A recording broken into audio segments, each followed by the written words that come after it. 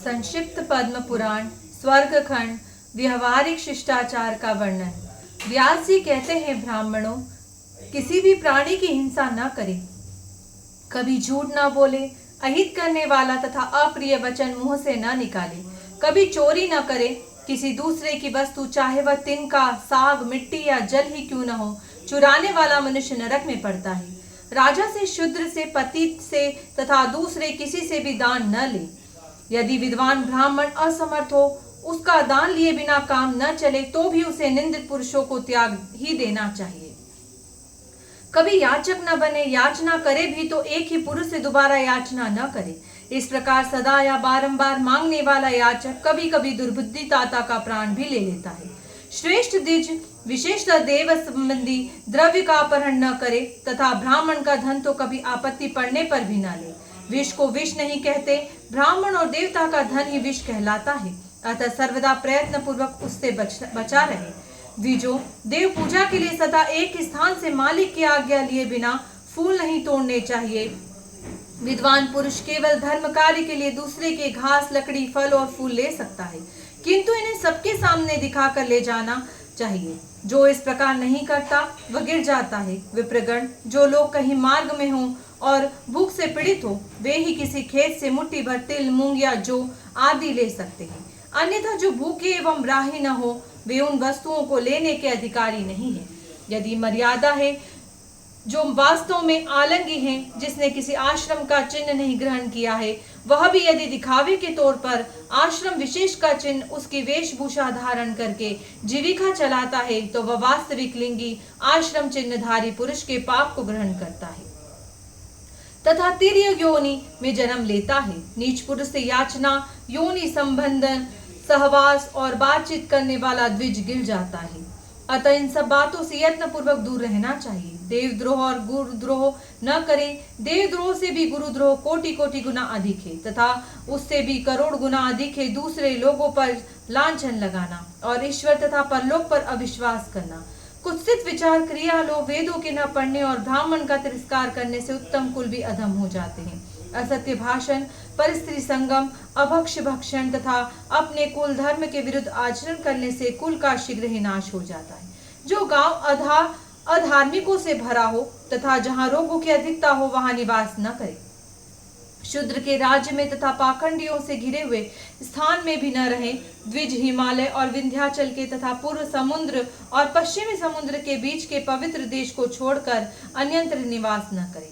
जिस देश में कृष्णा सागर मृग सदा स्वभावतः विचरण करता है अथवा पवित्र एवं प्रसिद्ध नदियां प्रवाहित होती है, वही द्विज को निवास करना चाहिए। श्रेष्ठ द्विज को उचित है कि नदी तट से आधे कोस की भूमि छोड़कर अन्यत्र निवास न करे। चांडालों के गांव के समीप नहीं रहना चाहिए। पतित, चांडाल, पुलकस, निषाद से शूद्रों में उत्पन्न मूर्ख, अभिमानी, अत्यंतज तथा अनंत्या व्यवसायी निषाद की स्त्री में चांडाल से उत्पन्न पुरुषों के साथ कभी निवास न करें।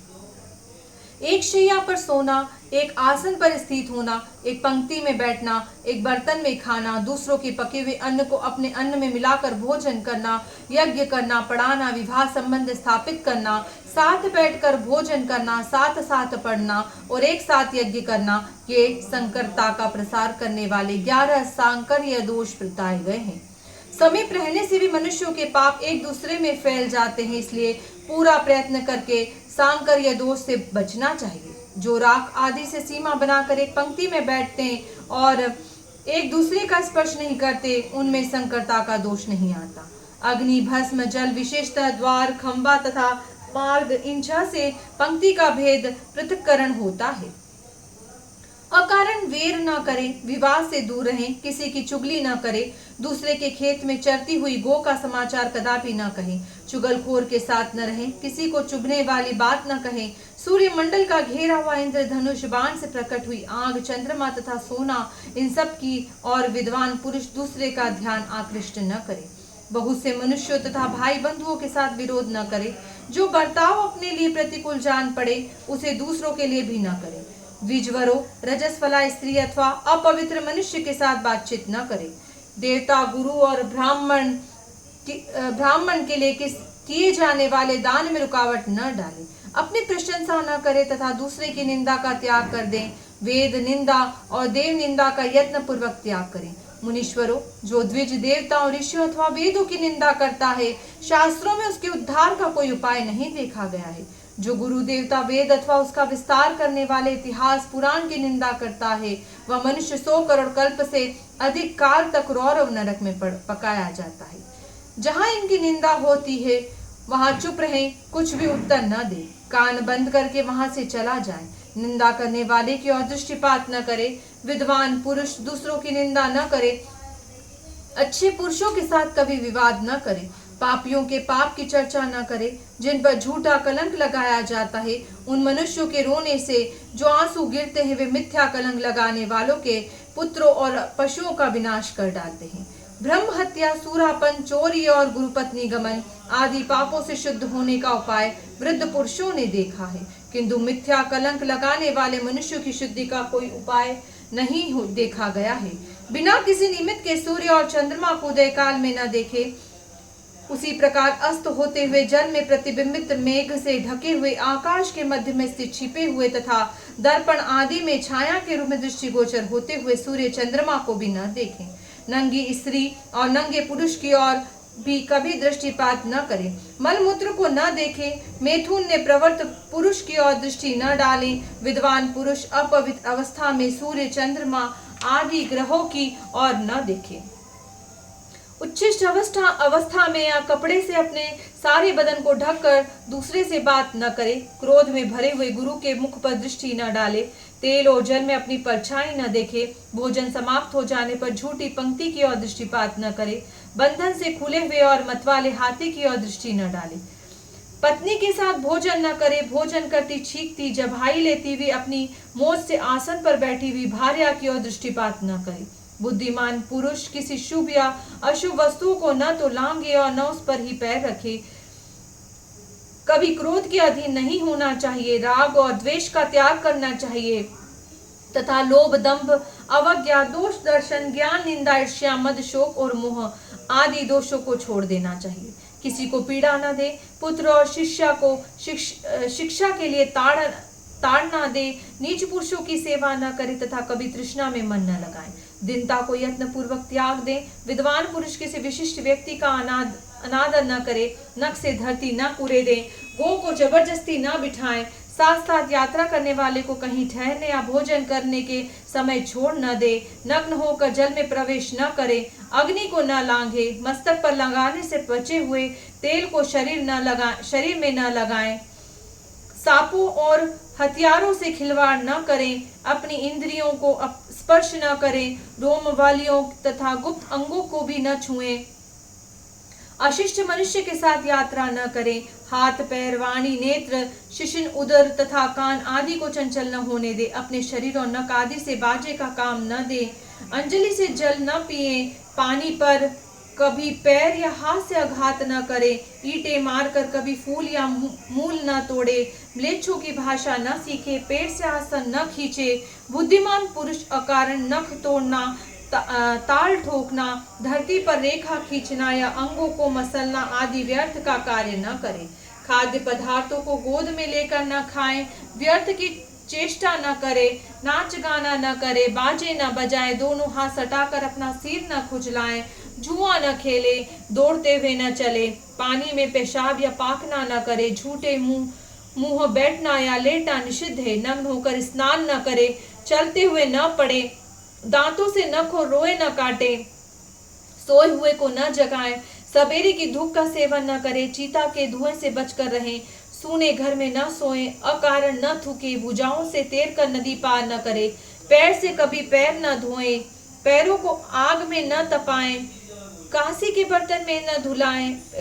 बर्तन में पैर न धुलाएं। देवता, ब्राह्मण, गो, वायु, अग्नि, राजा, सूर्य तथा चंद्रमा की ओर पांव न पसारे। अशुद्ध अवस्था में शयन, यात्रा, स्वाध्याय, स्नान, भोजन तथा बाहर प्रस्थान न करे। दोनों संध्याओं तथा मध्याह्न के समय शयन, क्षौर, कर्म, स्नान, उपटन, भोजन तथा यात्रा न करे। ब्राह्मण झूठे मुंह, गो, ब्राह्मण तथा अग्नि का स्पर्श न करे। उन्हें पैर से कभी न छेड़े तथा देवता की प्रतिमा का भी झूठे मुंह स्पर्श न करे।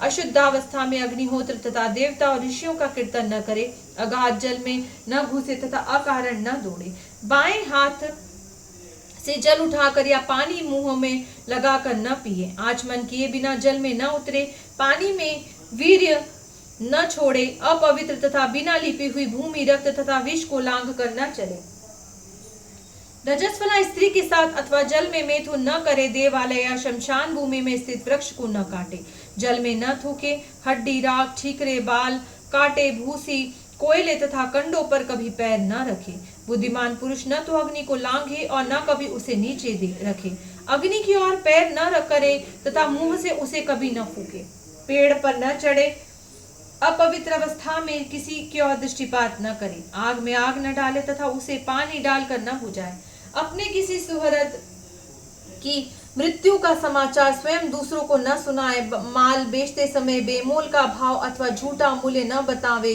विद्वान को उचित है कि वह मुख से, निश्वास से और अपवित्र अवस्था से में अग्नि को प्रज्वलित न करे, पहले की हुई प्रतिज्ञा भंग न करे, पशुओं, पक्षियों तथा व्याघ्रों परस्पर न लड़ाए, जल, वायु और धूप आदि के द्वारा दूसरे को कष्ट न पहुंचाए, पहले अच्छे कर्म करवा कर बाद में गुरुजनों को धोखा न दे, सवेरे और सायकाल को रक्षा के लिए घर के दरवाजों को बंद कर दे, विद्वान ब्राह्मण को भोजन करते समय खड़ा होना और बातचीत करते समय हंसना उचित नहीं है, अपने द्वारा स्थापित अग्नि को हाथ से न छुए तथा देर तक जल के भीतर न रहे, अग्नि को पंखे से, सूप से, हाथ से अथवा मुंह से न फूके, विद्वान पुरुष पराई स्त्री से वार्तालाप न करे, जो यज्ञ करने योग्य नहीं है उसका यज्ञ न कराए, ब्राह्मण कभी अकेला न चले और समुदाय से भी दूर रहे, कभी देवालय को बाएं रख कर न जाए, वस्त्रों को कूटे नहीं और देव मंदिर में सोए नहीं, अधार्मिक मनुष्यों के साथ भी न चले, रोगी, शूद्र तथा पतित मनुष्यों के साथ भी यात्रा करना मना है, द्विज